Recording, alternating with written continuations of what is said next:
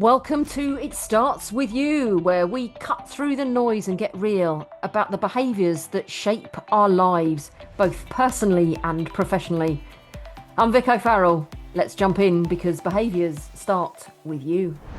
So, welcome to It Starts With You with me, Vic O'Farrell, and welcome to this very first solo episode.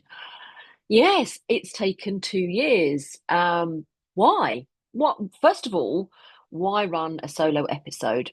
Well, it was basically fed back to me over the last couple of years of it's all well and good highlighting all of these amazing people and all your amazing guests, but there's not enough highlight of actually what it is that you do and the value that you bring to different teams. So here I am, riding solo. Now, this isn't a Dear Deirdre. No, this is more like a business briefing. And if you have questions, please do send them in to me because I collate questions from whether I've done a keynote and a Q&A at the end, or maybe I've been on a panel discussion or masterclasses and training courses that I run. Questions come up all of the time. And having discussed it with my mastermind group and my business coach, it was like, let's talk about those behaviours. Now, I've got lots and lots of things I want to share with you, but I really just want to stop, first of all, at this one and get you to really think about everything that impacts who you are as an individual. What makes you do, say, and react the way that you do? Maybe, I don't know whether you're listening to this, you might be in the gym, you might be driving on a train, but have a think about it and journal on it. And think to yourself, when does your behaviour change? Thing is, our personalities are what I would call the core of the onion. If you think of like a huge, big Spanish onion, there are onions other places, but to me, a Spanish onion is always the biggest. And if we strip away all of those layers of the onion and get to that central core, to me, that's where our personality sits. And our personality doesn't fundamentally change over the years. Say, for example, you might be a high green, and your secondary style might be yellow. And perhaps in there you might have a bit of blue or a bit of red because all of the colours change. And if you aren't understanding what I'm talking about, get in contact with me because let's talk about actually for you to take a profile. But over the years, your green might just change its emphasis on your personality. It might be that maybe if you've changed your role and you have to be a lot more out public speaking like I do, might be that your yellows come above the line. So your outgoing personality has come above the line a little bit stronger. But other than that, your personality doesn't fundamentally change. But the other things in your life do change and they do impact you. So let's look at what those could be. So core values is probably the biggest one that I would address next. And I don't think people really understand what their core values are and what drives them. I've done a huge amount of work over the last few years with an amazing lady called Amy Rowlandson, who you've probably recognized the name if you've done this one, because she was the one that interviewed me and probably actually was the one that was the one instrumental in this podcast coming alive. And there is another episode with Amy too. But core, so I talk core values and I do core values with my clients. Amy does it deep, really deep. And it really is about looking at who you are as an individual and what drives you. What are those things that we can't see? Because you don't walk around with a label on. I don't walk around saying, I'm a very yellow personality style. So please make sure that you greet me with lots of facial gestures. And if you're texting me, emojis. And, you know, I'm a really huggy person and I'm really loud and I'm really outgoing. I don't walk around with that label. But you could probably tell if we were having a conversation by my body language and the tonality of my voice that that was my style. More reserved people have a softer way of speaking and their body language isn't as, I'm going to describe mine as gregarious sometimes because it is, and I can be too much. I'm very self-aware though, and so I do change mine. But what else impacts you? So I'm going to talk about something which is, you might think, a really, really tiny issue. But I have this thing about parking. Um, uh, Something very, very simple, like when you go to the supermarket, and if you've used a trolley and you take it back to the trolley park, how does it impact you if the trolleys are all in a mess? And some of you might be listening to this thinking, I hadn't even thought about it, Vic. What are you talking about? But it really impacts me if people just take their shopping out, take the trolley back, and then just throw it into the trolley park. I look at that and I think there's the big trolleys on one side and the little trolleys on the other side. And there's always someone that's shoved a basket in there as well, isn't there?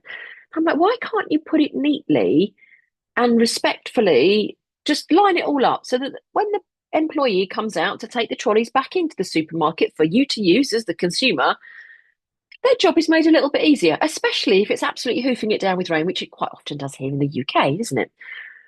And I investigated this and I journaled on it and I thought, why does that bother me? And it comes down to my core value of respect. And it's not just, oh, am I actually going to admit this? You're really going to get to know me, aren't you? It's not just about parking your trolley. It's also about parking your car. Um, where we live, me and my husband, we're blessed to have a little bit of space and a little bit of land, kind of a bit off grid, if you like. And you know, there's parking for numerous cars. We don't have numerous cars, but there's parking, and it really bugs me when people pull up and don't park neatly. So rather than leaving a space for somebody else to park next to them, it's not like a car park where it's tarmac and white lines and you park in it. No, but it's like you can see that you could actually get two cars there. So why have you parked in the middle? That doesn't allow another visitor to park next to you, which then will cause. And it's a really, really simple thing. I can't believe I'm actually admitting this to you, listeners and viewers. But parking has been a massive bugbear for me. And that doesn't come down to our personality. It's not about, oh, I need to have space one. You know, if I go and park in the station car park, if I'm off to London to go and do some work, I don't have to park. I used to always have to park on the same row. That's menopause brain. That's so that I knew where I'd left my car. It doesn't really bother me. I'm not fussed about what space I have. But it bothers me when people don't park respectfully. And that's what I did. I journaled on it and I thought, why does it really bother me? Because it doesn't bother them. That person, it's not bothering them. And it's not about the fact that we're both outgoing yellow personalities. Why is it? And it because it was jarring my highest core value of respect. So now I know it.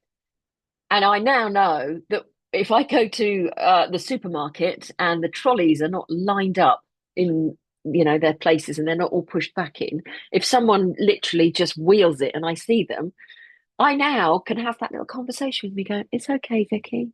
It's just to do with your value of respect. But who knew that?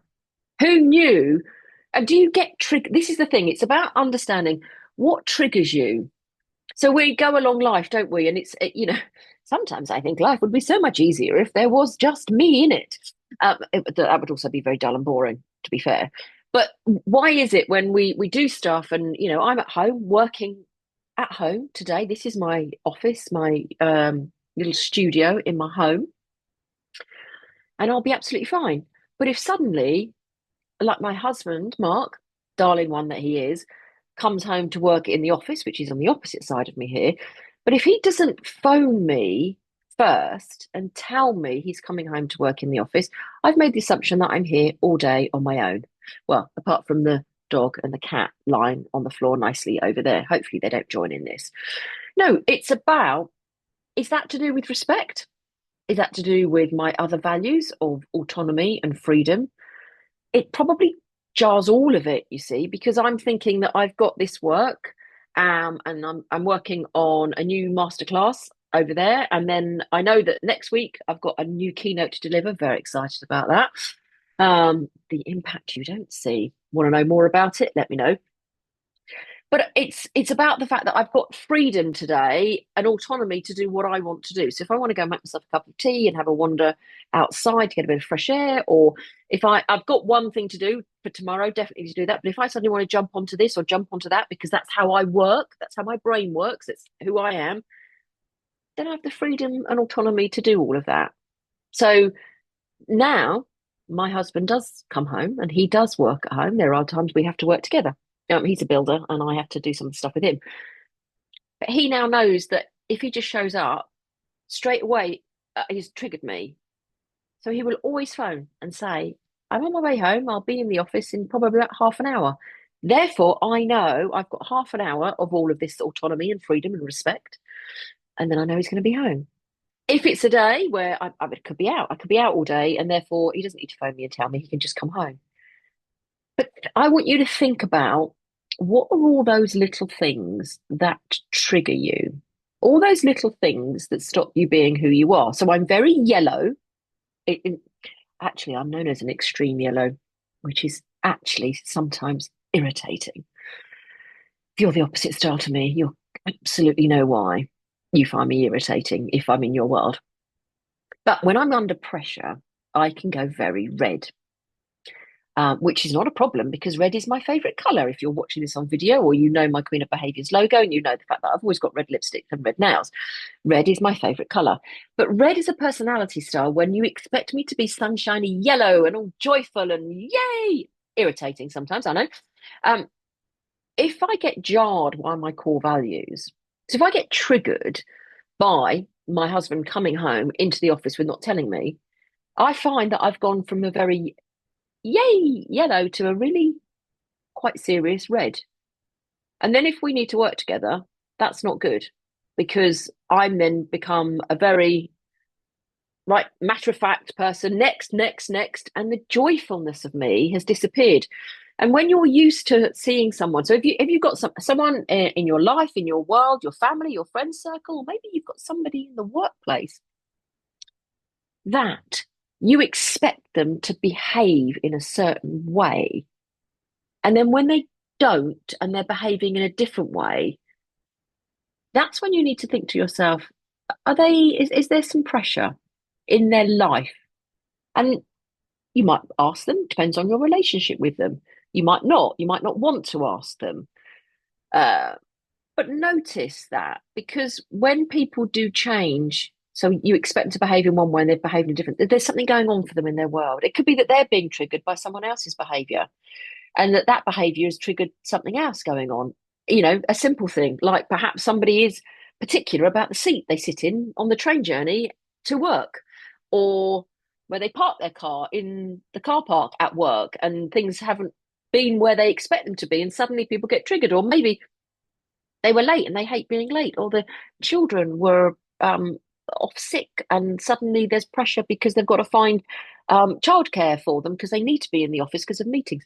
Lots of things happen to put us under pressure, lots of outside influences that we don't know.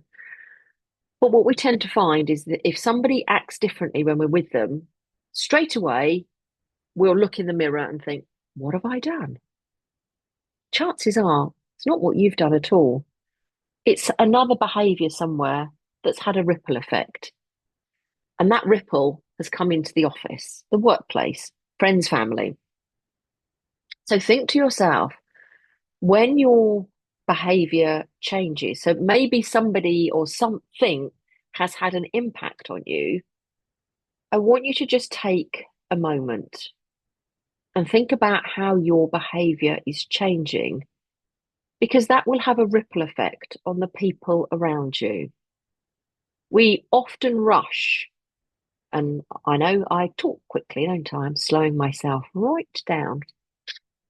But we often rush, going from this to that to the other, and not thinking about the ripple effect that our behaviours are having, the impact we are having on those around us. And it is, you drop a stone in the water and those ripples go out, don't they? We've got to think about not just the ripple that we are leaving with the people we're talking to instantly, but the ripple that goes.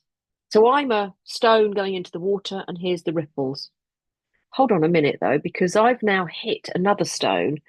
And if my behaviours aren't what people expect, that might have a ripple to them. And where is that going? Take a moment and breathe. And we only need to stop for, seconds. It's all it needs to be. Think of yourself.